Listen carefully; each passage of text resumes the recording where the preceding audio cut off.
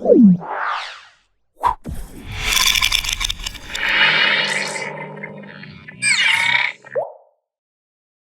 నేను మీ మాధురి.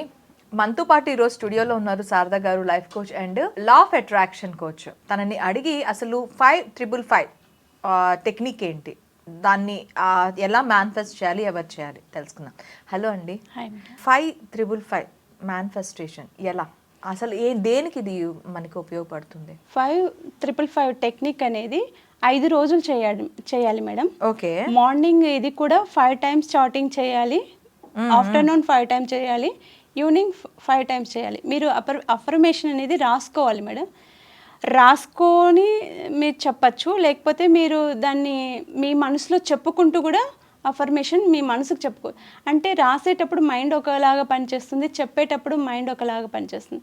చెప్పడం అనేది తొందరగా జరుగుతుంది, తొందరగా క్యాచ్ అవుతుంది కూడా. రాయడం అనేది స్లో ప్రాసెస్ కదా, అయినా మనం రాస్తూ కూడా చెప్పుకుంటూ దీన్ని టెక్నిక్ని ఫాలో అవ్వచ్చు.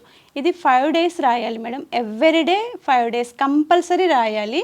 5 టైమ్స్ మీరు మార్నింగ్, ఆఫ్టర్నూను, ఈవినింగ్, నైట్ పడుకునే ముందు కంపల్సరీ రాసి, ఈ రాసిన టెక్నిక్ని మన పిల్లో కింద పెట్టుకొని పడుకోవాలి నైట్ టైమ్స్. మీరు పిల్లో కింద అంటే పిల్లో కవర్లో పెట్టేసి మీరు ఏదైతే అఫర్మేషన్ చెప్పుకున్నారో దాన్ని మీరు స్ట్రాంగ్గా నమ్మాలి. ఫస్ట్ నేను ఈ అఫర్మేషన్ అనుకున్నాను, నేను ఇది కావాలనుకున్నాను, నాకు రేపు పొద్దున ఈ ప్రాబ్లం ఉంది, ఒక 5 lakhs కావాలి, లేకపోతే నా పాప రేపు పొద్దున ఎగ్జామ్ బాగా రాయాలి, లేకపోతే నేను వెళ్తున్న ఇంటర్వ్యూ సక్సెస్ఫుల్గా జరగాలి అని ఏదైనా కానివ్వండి, లేకపోతే నేను ఒక ఇల్లు కట్టాలి, లేకపోతే నేను ఒక ల్యాండ్ సేల్ చేయాలి, లేకపోతే నాకు తెలిసిన ఫ్రెండ్స్లో, ఫ్యామిలీలో ఇలా ప్రాబ్లం ఉంది, వాళ్ళ ప్రాబ్లం తొందరగా క్లియర్ అయిపోవాలి. మీ అఫర్మేషన్ ఏమైనా ఉన్నాయండి, మీదే కావచ్చు, మీ కుటుంబ సభ్యులది కావచ్చు, ఎవరిదైనా కావచ్చు. మీరు ఇది చెప్పుకుంటూ ఈ టెక్నిక్ని రోజు 5 టైమ్స్ రాయాలి మేడం.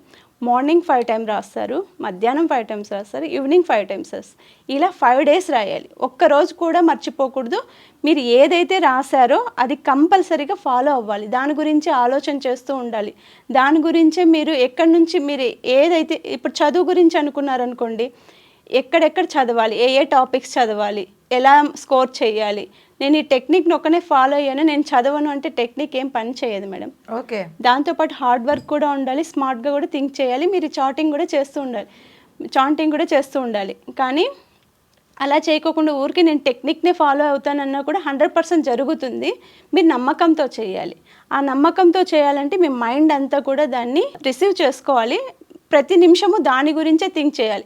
మీరు ఇప్పుడు బయటకు వెళ్తున్నా, డ్రైవింగ్లో వెళ్తున్నా, ఎక్కడ స్కూల్కి వెళ్తున్నా, కాలేజెస్కి వెళ్తున్నా, మీ ఇంటర్వ్యూకి వెళ్తున్నా, మీరు ఆఫీస్కి వెళ్తున్నా, దాని గురించే అనుకుంటూ ఉన్నారనుకోండి, అది కంపల్సరీ మీకు 5 డేస్లోనే ఈ టెక్నిక్ ప్రూవ్ చేస్తుంది మేడం.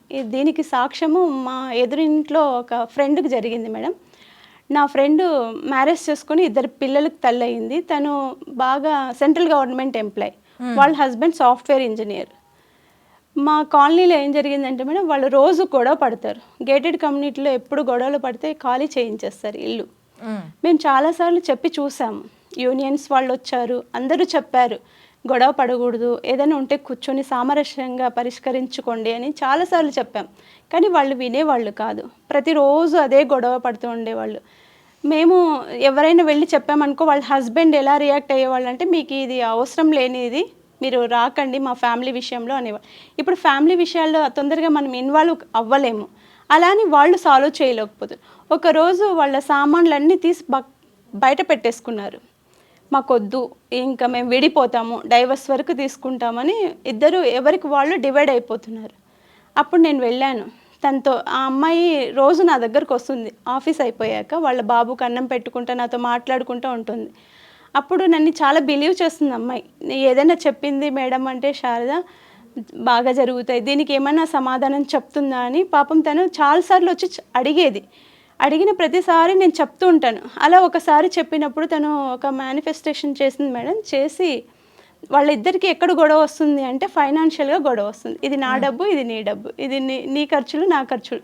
ఈ డబ్బు కోసమే వాళ్ళు గొడవ పడుతున్నారు. నాకు అర్థమైందంటే, వీళ్ళు గొడవని తగ్గించాలి అంటే ఆ డబ్బును వాళ్ళు ఎలా యూస్ చేస్తున్నారు, ఆ డబ్బు వల్లనే కదా వాళ్ళకి గొడవ వస్తుంది అని చెప్పి నేనేం చెప్పాను, మీరు ఇప్పటి వరకు ఇల్లు తీసుకోలేదు కదా, మీరు ఇల్లు తీసుకోండి. అది ఈఎంఐకి వెళ్ళిపోతుంది. మీరు ఎక్కువ ఖర్చు పెట్టారని లేదు, వీళ్ళు తక్కువ ఖర్చు పెట్టారని లేదు, ఇద్దరు శాలరీ ఈఎంఐస్కి వెళ్తుంటాయి, హ్యాపీగా ఉంటుంది, మీకు ఇల్లు కూడా లేదు కదా అని చెప్పాను. చాలా ప్రయత్నాలు చేస్తున్నాం శారద గారు, మీరు చెప్పినప్పటి నుంచి చేస్తున్నాను కానీ నాకు ఇల్లు రావట్లేదు అని అంది.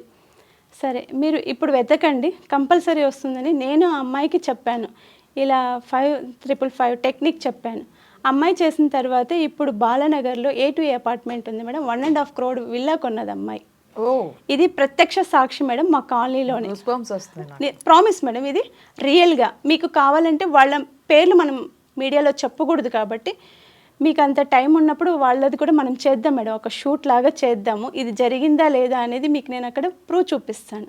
ఒక్కరోజే రాయాలి, మీరు రోజు రాయాల్సిన అవసరం లేదు. అదే పేపర్ని మీరు ప్రతిరోజు తీసి మీ అఫర్మేషన్ ఏదైతే ఉందో చెప్పుకుంటూ మళ్ళీ దాన్ని తీసుకెళ్ళి పిల్లోలో పెట్టేయచ్చు.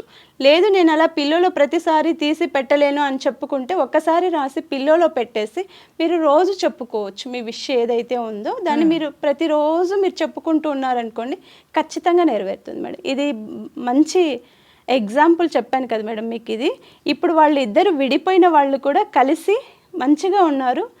వాళ్ళు అపార్ట్మెంట్ తీసుకొని అందులో ఫ్యామిలీ, ఇప్పుడు కూడా తను నా దగ్గరకు వచ్చి కలుస్తూ ఉంటారు. మీరు ఈ టెక్నిక్ చెప్పడం వల్ల నాకు బాగా వర్కౌట్ అయింది మేడం అంది. ఆమె లైఫ్లో ఇదే జరిగింది, నా లైఫ్లో కూడా చాలా జరిగాయి మేడం ఇలాంటివి. నెక్స్ట్ ఎపిసోడ్లో నేను నా లైఫ్లో ఏం జరిగింది 555 వల్ల అనేది కూడా చెప్తాను. Okay, thank you very much.